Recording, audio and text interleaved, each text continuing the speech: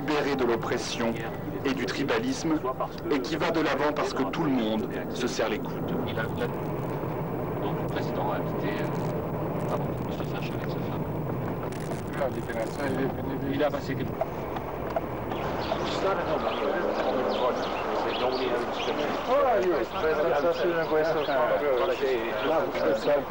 Voilà, c'est un combattant. C'est beau. C'est beau.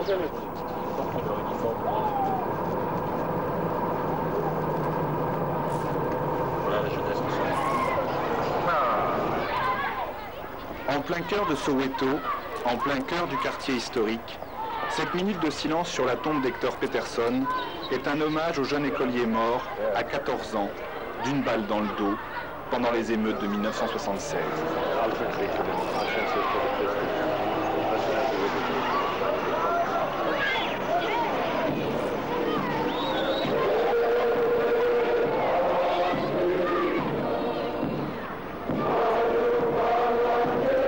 L'Afrique du Sud était alors un volcan au bord de l'éruption. Seule une répression féroce a pu étouffer une révolte qui allait devenir une révolution. Face à cette répression, le président Sassou Nguesso a élevé la voix au nom de toutes les nations africaines. Une voix pour la dignité de l'Afrique tout entière, une voix pour encourager ceux qui étaient alors en première ligne.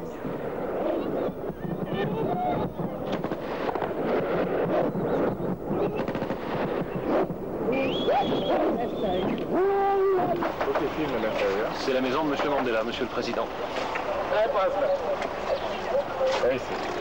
Il a vécu ici. Mais il y a peut-être personne. C'est là où il a été arrêté. C'est là où il a été arrêté.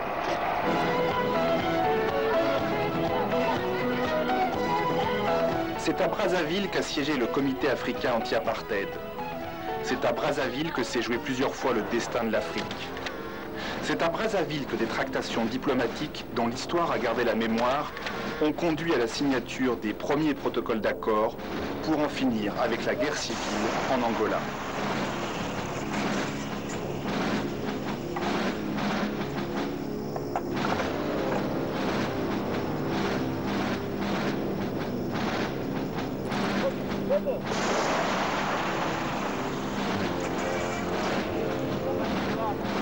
C'est à Brazzaville qu'a été négocié le départ des 40 000 soldats cubains et le retrait des troupes sud-africaines d'Angola. C'est à Brazzaville qu'ont été signés les accords qui conduiront à l'indépendance de la Namibie, la dernière colonie d'Afrique, ainsi qu'à la libération du président Mandela.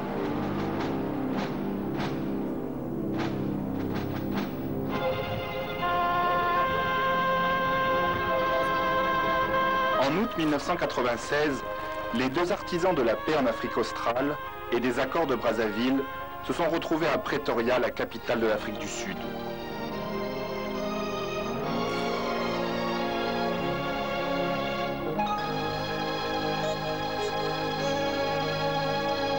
Des retrouvailles émouvantes pour deux anciens frères ennemis, devenus frères d'armes et complices, au service de la paix en Afrique australe et au service de la démocratie.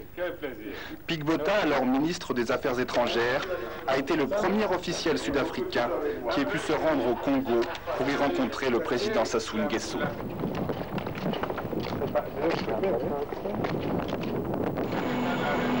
Maputo, la capitale du Mozambique, est à moins d'une heure de vol de la capitale sud-africaine.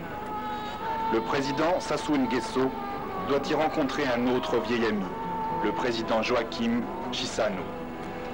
Au programme de leur rencontre, une réflexion sur les grands équilibres régionaux de l'Afrique à l'aube du XXIe siècle.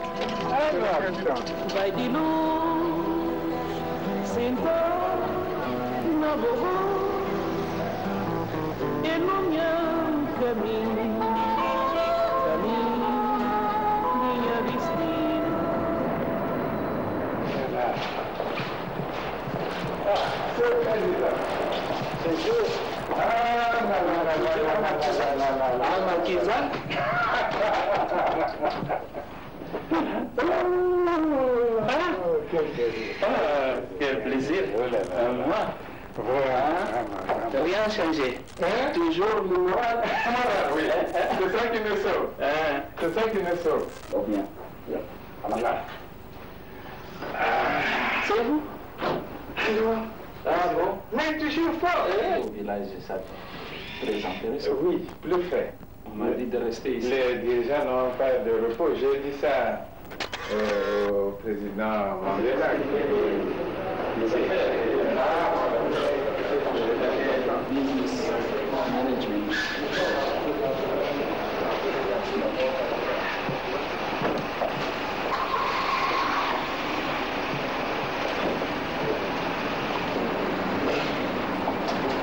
Les témoignages d'amitié et de fidélité des présidents Mandela et Chissano démontrent à quel point le Congo et le président Sassou Nguesso sont au cœur non seulement de l'Afrique, mais aussi au cœur des préoccupations des plus grands leaders africains d'aujourd'hui. Au cours de ses derniers voyages en Afrique, le président Sassou Nguesso a rencontré les présidents Bédié de Côte d'Ivoire, Rawlings du Ghana et Kérékou du Bénin. Denis Sassou Nguesso, une nouvelle voie pour le Congo.